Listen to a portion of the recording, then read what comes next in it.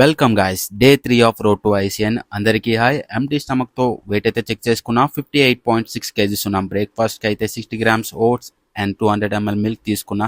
లైట్గా pre workout కింద coffee అయితే తీసుకున్నా. ఏం మాత్రం వెయిట్ చేయకుండా వర్కౌట్ అయితే స్టార్ట్ చేసా. ఈ రోజు నా స్కెడ్యూల్ అయితే షోల్డర్ వర్కౌట్ ఒక 4 to 5 వేరియేషన్స్ అయితే కవర్ చేశాను. లైట్గా బాడీలో ఫ్యాట్ కట్ అవుతుంది and this is my body condition after my workout. ఇంకా లేట్ చేయకుండా చికెన్ షాప్కి వెళ్ళి చికెన్ అయితే తీసుకున్నా. లంచ్కి అయితే 150 గ్రామ్స్ చికెన్, ఇంకా 3 eggs ప్రిపేర్ అయితే చేసుకున్నా.